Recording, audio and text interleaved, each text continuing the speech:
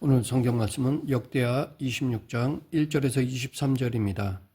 아마샤가 죽고 그의 아들 우시아가 16세의 어린 나이에 왕이 되었습니다. 여호와는 나의 도움이라는 뜻의 우시아는 여호와는 나의 힘이라는 뜻의 아사랴로도 불렸습니다. 그는 무려 52년이라는 긴 세월 동안 유다를 다스렸습니다. 그는 초강대국인 아수르의 세력이 약화된 틈을 타서 국력을 키웠습니다.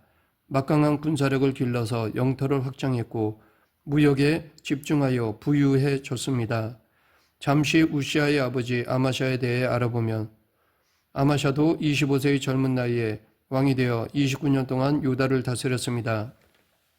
에돔과의 전쟁에서 하나님의 도움으로 승리한 그는 그 후 교만해져서 함부로 북이스라엘에게 싸움을 걸었다가 대패하고 자기 자신도 포로로 잡혀 수치를 당하고 오랫동안 포로 생활을 하다가 돌아오게 되는 곤욕을 치렀습니다. 자기를 사로잡은 북이스라엘의 요아스 왕보다 15년을 더 살았지만 결국에는 부하들에게 살해당하였습니다. 우시아는 자기 아버지 아마샤가 북이스라엘에 포로로 잡혀간 BC 790년부터 남유다를 섭정으로 통치하기 시작했는데 그의 나이가 약 16세였습니다. 그러니까 우시아는 어릴 때부터 자라면서 자기 아버지로부터 긍정적인 영향은 거의 못 받았습니다. 그런데도 어려운 때에 왕위에 오른 젊은 왕 우시아가 의외로 탁월한 리더십을 보여주었습니다. 먼저 우시아는 국방에 힘을 쏟아서 오랜 대적인 블레셋을 쳐서 굴복시켰습니다. 사실 이것은 보통 일이 아니었습니다. 끊임없이 이스라엘을 위협하고 침략했던 막강한 블레셋이 우시아의 공격으로 가드와 야분에 아스돗 같은 핵심 지역을 다 빼앗겼습니다. 그 후 블레셋은 다시 회복되지 못하였습니다. 그뿐 아니라 우시아는 오래전부터 이스라엘의 변방을 위협해온 아라비아와 마온 부족들을 쳐서 굴복시켰는데 그렇게 되니까 그들과 연합한 암몬 사람들까지 겁을 먹고 우시아에게 조공을 바쳤습니다. 이로 인하여 유다는 남쪽으로 애굽에 이르는 광대한 지역에까지 세력을 떨치게 되었습니다. 이렇게 연이은 성공에도 불구하고 우시아는 자만하지 않고 계속해서 국방력을 강화하였는데 먼저 예루살렘을 요새화하였습니다. 자기 아버지 아마샤 때 북이스라엘에게 패하면서 무너졌던 성벽들을 보수하고 망대를 견고히 세웠고 또 대대적인 군대 조직 개편도 단행하였습니다. 당시 우시아는 2600명의 족장과 30만 7500명이라는 군대를 거느리고 있었는데 이들은 모두 큰 용사였고 싸움에 능한 자들이었습니다.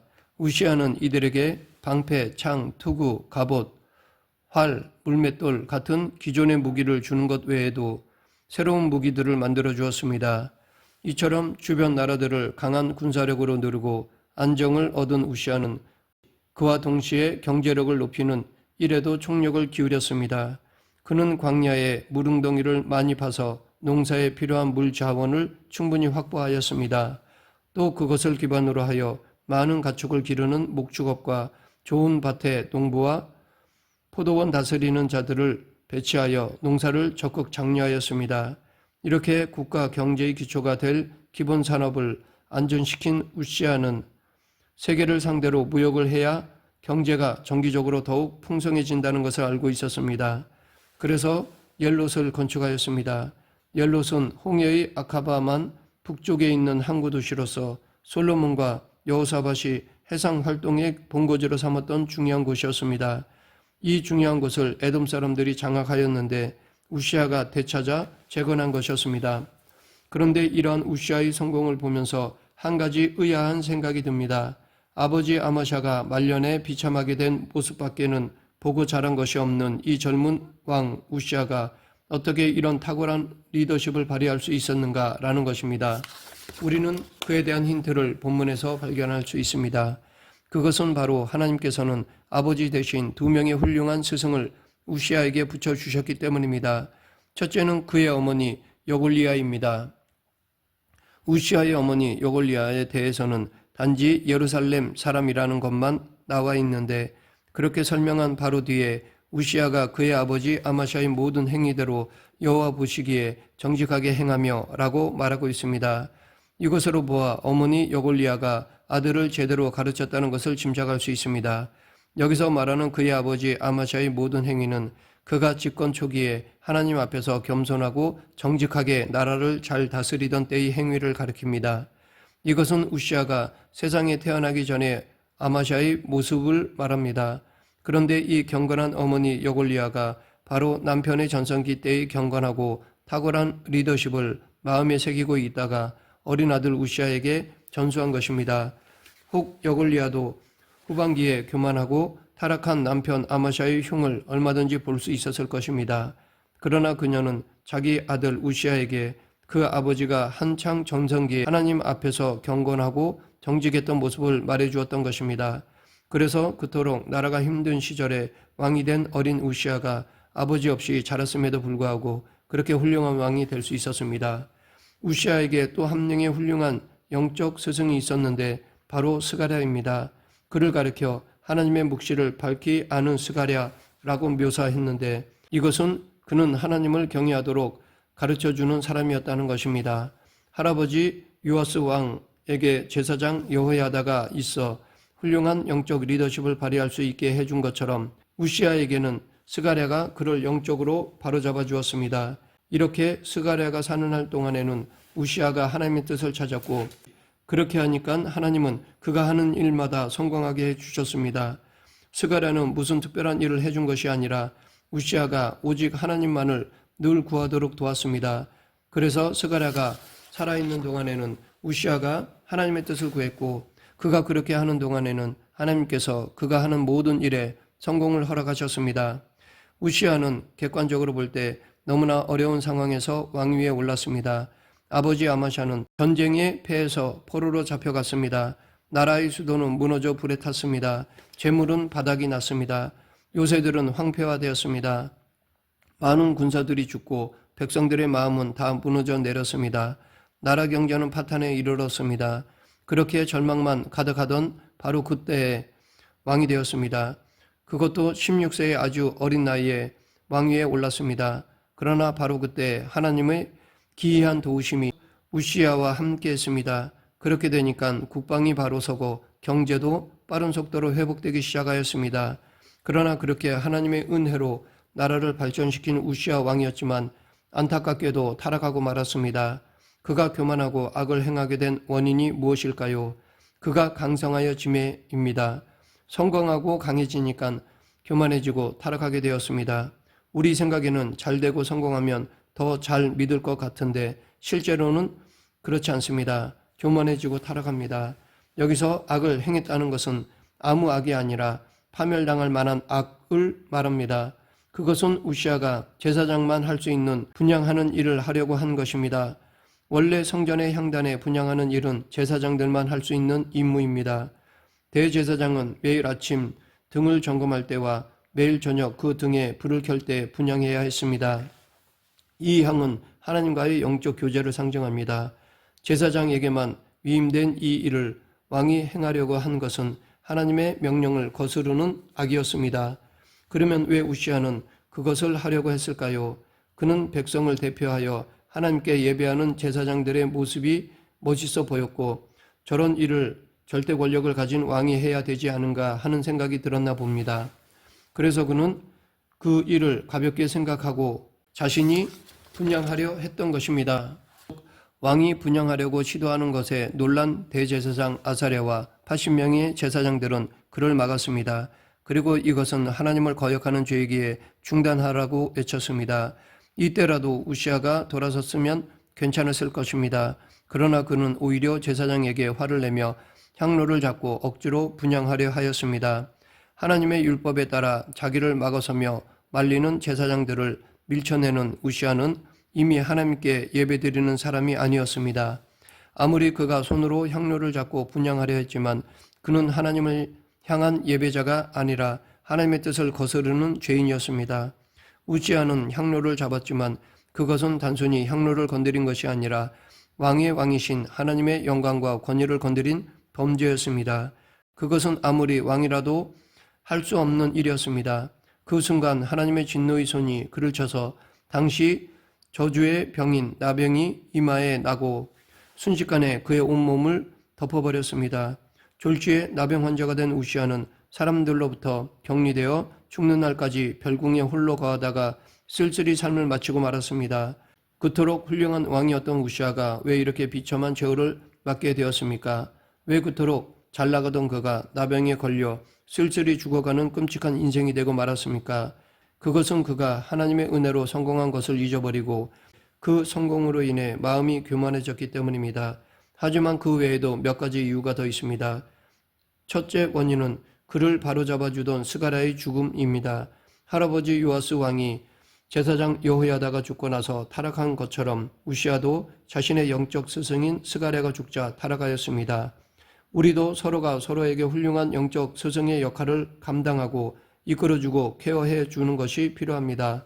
더 나아가 나를 케어해 주던 사람이 사라져도 주님 앞에 홀로 설 수 있는 믿음을 키워나가는 것이 필요합니다.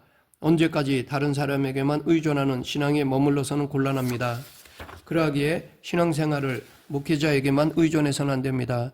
자기 스스로 말씀을 읽고 묵상하고 하나님께 기도하면서 스스로 하나님 앞에 서는 것도 필요합니다. 신앙생활은 혼자서도 하고 같이 모여서도 해야 합니다. 둘째 원인은 우상숭배의 장소인 산당을 그대로 방치해 두었기 때문입니다.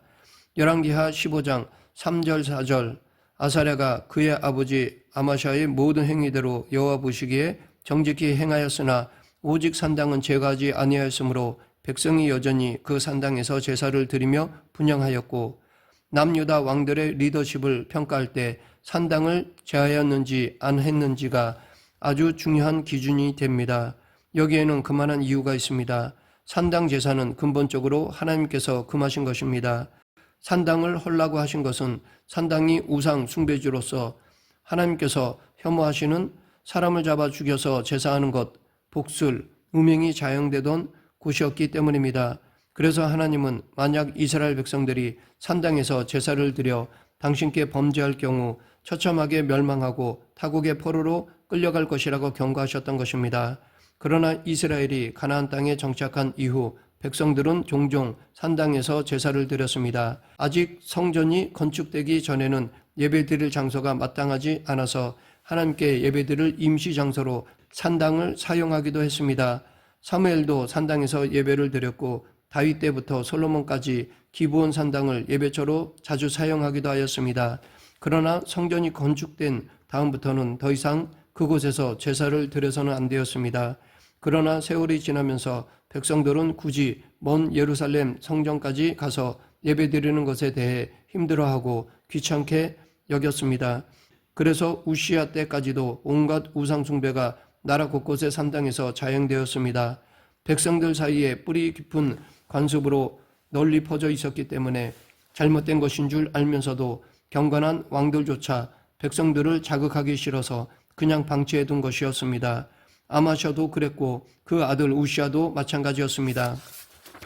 이 정도야 괜찮지 하고 사소하게 생각했던지 아니면 백성들이 두려워 방치했던지 간에 우상숭배의 근원인 산당을 곳곳에 그냥 방치해 두는 것은 나라의 영적 분위기를 계속 흐려놓는 원인을 제공하는 것이었습니다. 그래서 나라 전체에 악한 영적 분위기가 판을 치게 되었고 국력이 강해지고 마음이 교만해지면서 우시아 왕과 지도층들이 우상숭배 세력들의 영향을 서서히 받았던 것입니다. 우리가 신앙생활을 철저히 해야 하는 이유가 바로 여기에 있습니다. 적당히 타협하면서 신앙생활을 적당히 편하게 하면 적당히 좋은 상태를 유지하는 것이 아니라 반드시 타락으로 가게 되어 있습니다. 북이스라엘과 남유다 백성들이 이 사실을 잘 보여주었습니다. 믿음 생활을 올바로 하려면 악한 세력이 틈탈 어떤 여지도 남겨두지 말아야 합니다. 우리가 적당히 타협하고 여지를 남겨두면 사탄은 그것을 너무 잘 알기 때문에 바로 그것을 통해 우리를 유혹하고 넘어뜨립니다. 성경에 보면 요아스와 아마샤와 우시아에 이르기까지 3대 모두 똑같이 용두삼위의 리더십 패턴을 보여주고 있습니다. 시작은 하나님의 길로 정직히 행하며 잘하다가 그것을 끝까지 유지하지 못하고 후반기에 허무하게 무너져 버렸습니다. 모두 처음에는 하나님 앞에서 성실하게 시작했지만 성공해서 힘이 강해지니까 교만해져서 하나님을 떠나고 그때부터 리더십이 무너지기 시작했습니다. 하나님의 사람의 진정한 성공은 첫 마음을 끝까지 유지하는 것입니다. 무엇보다 하나님을 향한 첫사랑을 끝까지 유지하는 것입니다. 하지만 그것은 결코 쉽지 않습니다. 그러하기에 우리는 날마다 겸손히 무릎을 꿇으며 주님 앞에 나가야 하는 것입니다. 말씀을 맺겠습니다. 우리는 영적 용두사미의 삶을 살아서는 안 될 것입니다. 끝까지 영적 겸손함을 유지하며 믿음을 지켜야 합니다. 아무 소망이 없고 선한 것이 없던 나의 삶에 오셔서 나를 만나 주시고 천국 백성으로 삼아 주신 그 은혜를 매일 기억해야 합니다. 그리고 그 은혜 가운데 날마다 거하며 끝까지 한결같은 마음을 유지함으로써 오히려 시작보다 끝이 더 아름다운 믿음의 삶을 살아야 합니다. 겸손한 믿음을 끝까지 지키는 저와 여러분이 되길 간절히 축원합니다. 기도하겠습니다. 생사화복을 주관하시는 하나님 아버지, 지금 여기까지 온 것은 전적인 하나님의 은혜임을 고백하며 늘 영적으로 겸손함을 잃지 않는 그리스도인이 되게 하여 주시옵소서. 예수님 이름으로 기도드립니다. 아멘.